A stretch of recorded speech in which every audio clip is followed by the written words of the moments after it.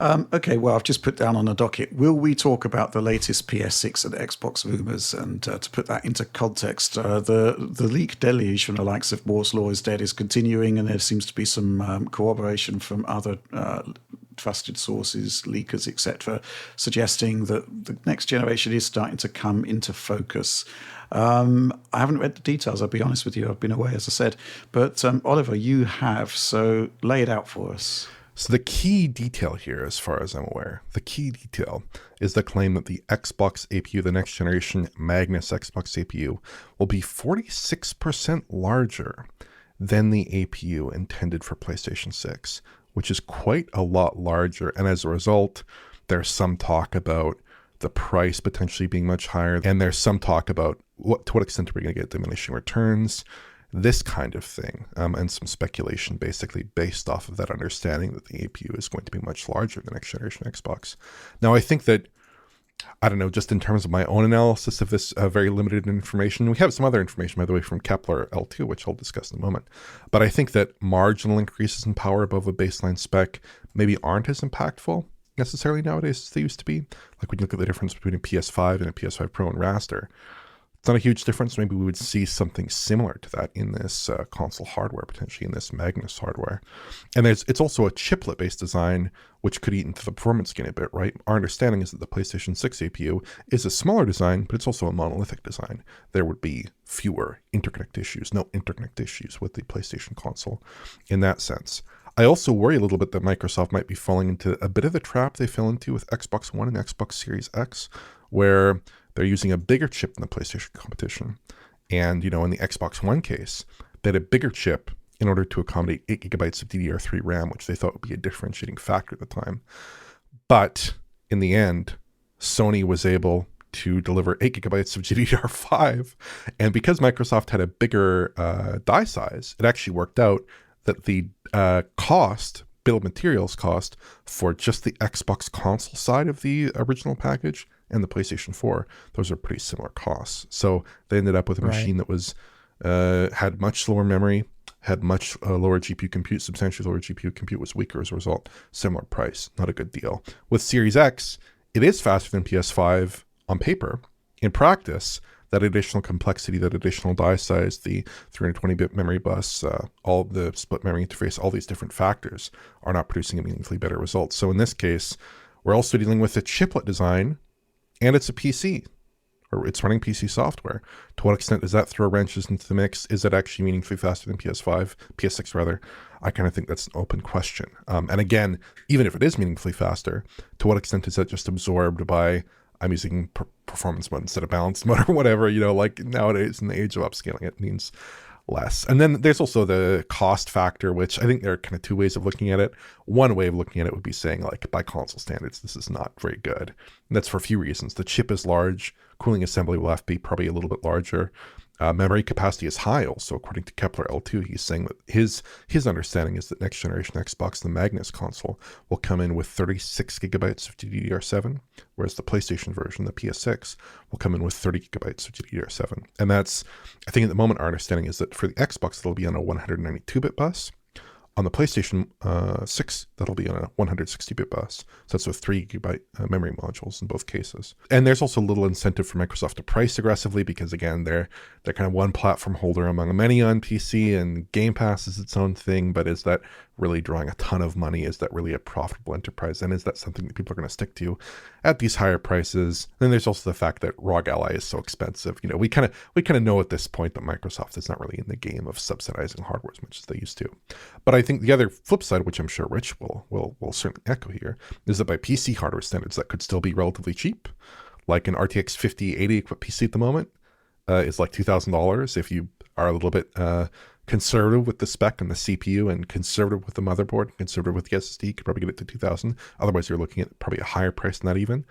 And if they can get this below 1,500, which I think they probably can, in 2 years even, that probably looks like a good deal. If this is $1,200, $1,300 even, that probably looks like a pretty favorable deal. And you're getting an all-in-one machine, and it's nicely packaged, and it has presumably better software support than your average Windows box.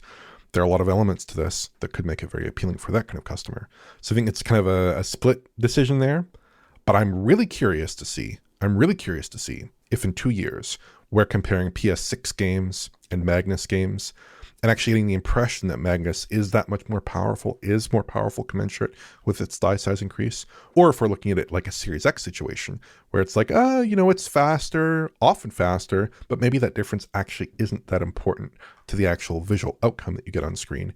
Maybe that isn't as important. Yeah. So I'm curious to see where it lands in that kind of variation. But I think assessed as a PC, I think the pricing could be quite good. Mm-hmm. I've got much to say about this, but I'm going to listen to Alex first. Yeah, one of the things that I think that makes this generation sometimes so incredibly boring is that you do have a bigger GPU there and more compute on the Xbox. And on the PC, whenever I make optimized settings, I say, if you have that extra compute, do something that is much more meaningful with it. I don't say, let the game be a little bit higher res or something like that. I don't think I've ever said that. Yet that is, the way AAA multi-platform development is, due to the fact that you have to create these two separate games with little user choice, right? You want to make sure it is as simple as possible to get the game out on time, right? So the devs just go like, dynamic res. That's the difference between these two consoles. And for us who like technology and like seeing differences that are meaningful, we are pretty bored by that. And so we're often just like kind of yawning at the difference between a Series X or a PS5 version, even though it could potentially be there. Right. And I think Magnus potentially, if it has meaningful spec differences above that PS6, but is still stuck being a bespoke Xbox console only, I don't know if they have enough market share for developers to give a darn to, expose and do meaningfully good things with that extra power, even if it's there. And I think we're seeing that sometimes with PS5 Pro, where devs are just like, it uses the PS5 version settings more or less with slightly different resolution characteristics, instead of, we've got more ray tracing power here. Oh, we have a unique upscaler solution. We have VRS. These are things that are not, if you're just trying to get a game out on time and you have a smaller market of users, you don't care as much. And I'd be afraid if Magnus is a standard box that it could end up being shoehorned into this area where it has power, but it isn't meaningfully taken advantage of, which is something I thought Oliver pointing out was very important. And I think it has a greater chance of having more meaningful differences to the PlayStation 6 if it offers more user input about how to use that power. And that would be making it more like a PC box. Because say it is better at path tracing or something like that for whatever reason.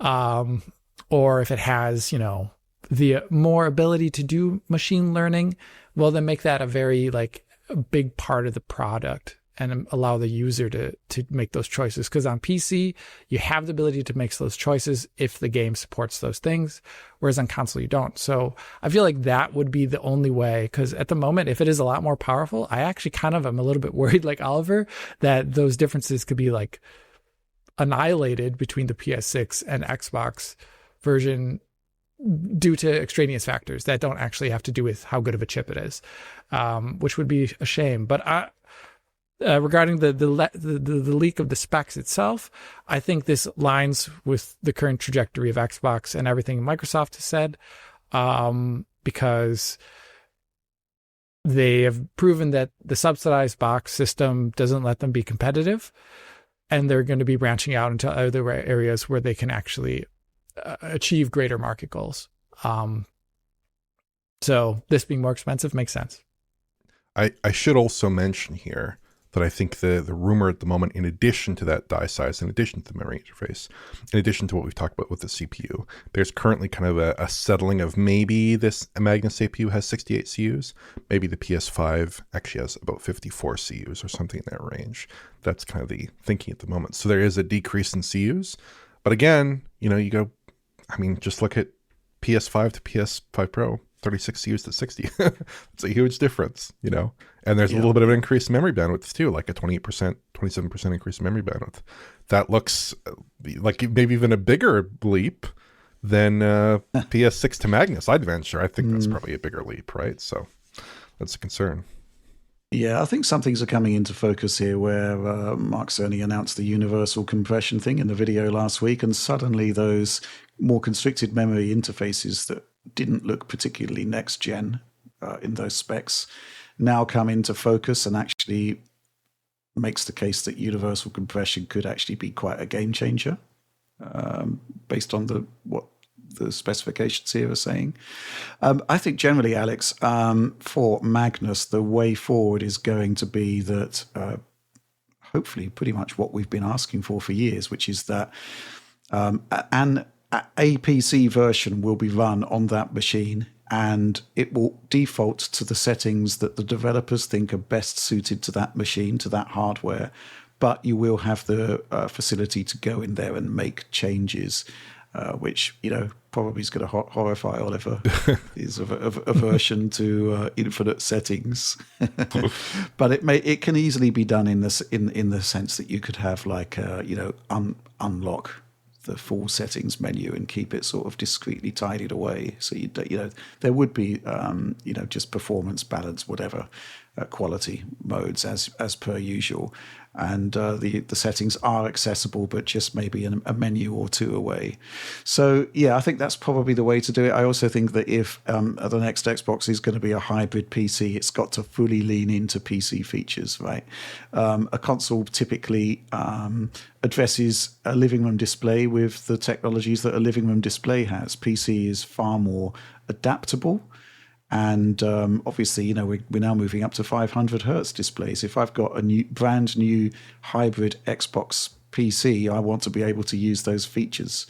So I think that's probably the logical route forward.